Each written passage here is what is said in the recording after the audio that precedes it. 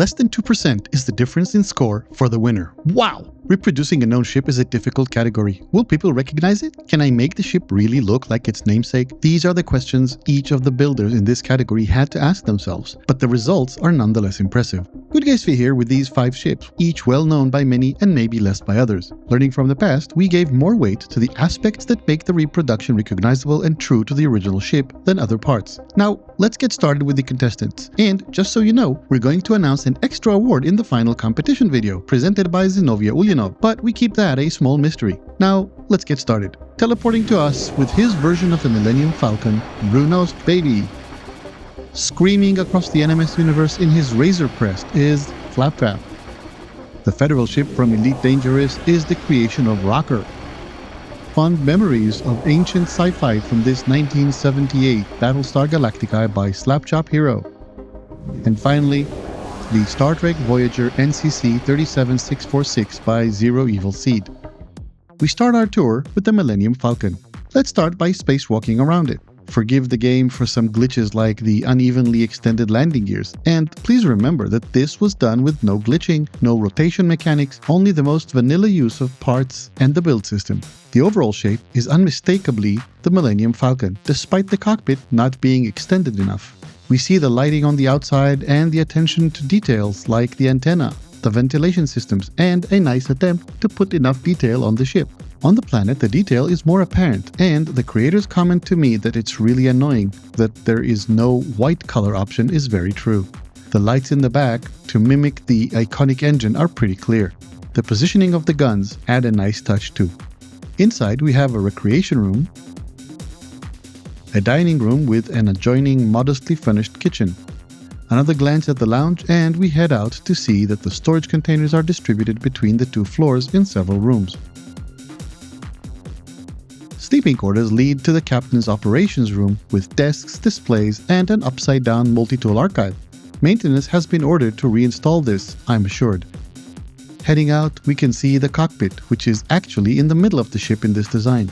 Overall, the ship is a very solid submission to the competition. Next is the Razor Crest by Flaptrap. Considering that this ship was vanilla built, the shape is obvious despite the differences being also obvious. Yes, some part clipping was used, but nothing else. The choice of landing gear and the proportions are very close to the original ship.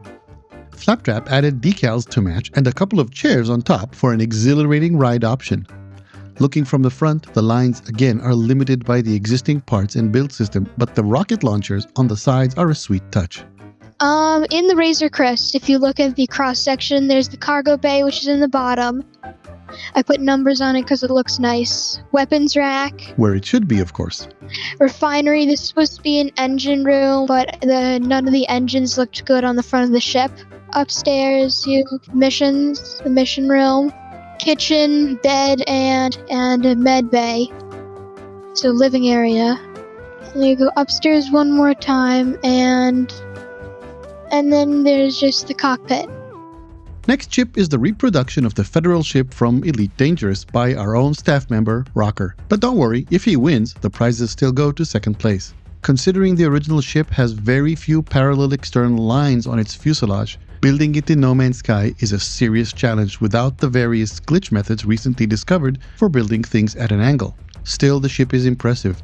It radiates strength despite the obvious difference from the original. Whatever Rocker was unable to accomplish on the outside is more than made up for by the serious and meticulous work on the inside. Over here I have my refineries. I refine quite a lot. Apart from the personal refiners, these come in really handy. You can double up on your refining. And over here I have all my stash, basically. Everything that's in the freighter is also here.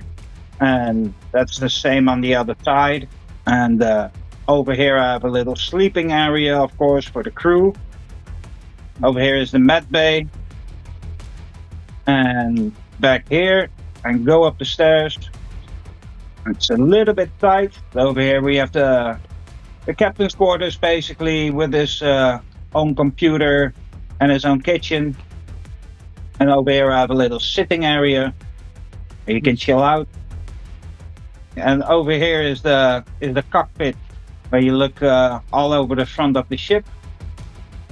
Next up is the reproduction of the 1978 Battlestar Galactica by Slapchop Hero.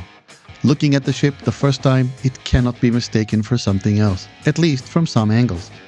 From an angle and from the side, the lines are beautiful, creating the iconic shape of the Battlestar Galactica. Even from behind, it looks pretty good.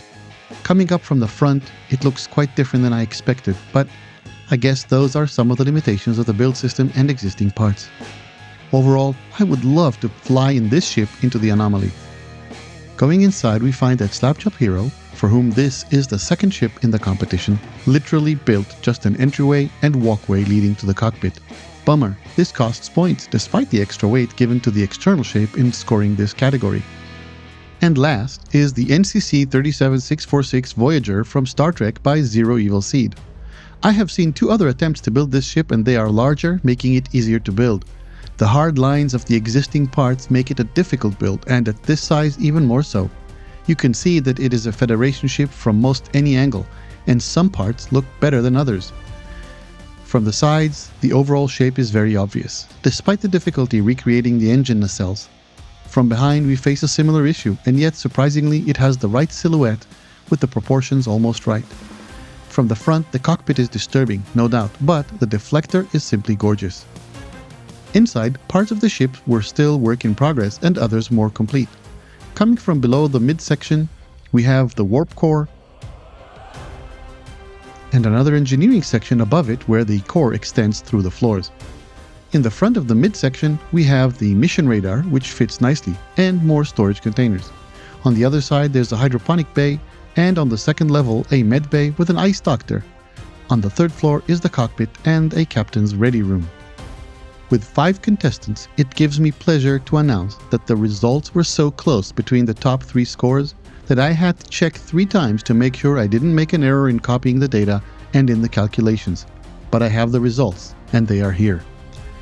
Sharing the 3rd place are Slapchop Heroes 1978 Battlestar Galactica, Rocker's Federal Ship from Elite Dangerous, and Flaptrap's Razor Crest. Before I tell you about the 2nd and 1st places, I want to thank Thunder Kunt. His ex-post about the previous category's winner has been seen by thousands, not hundreds, but thousands. Thank you, sir. And now, in 2nd place, Brunost Baby's Millennium Falcon. And that means that in 1st place, it's Zero Evil Seed with his Star Trek Voyager. Congratulations! GoodGuysFree here, and I assure you, we will hold another competition. For details, come to the Discord server, link in the description. And if you want to support the channel and the community, hit like and check out the merch store. I'll see you again soon.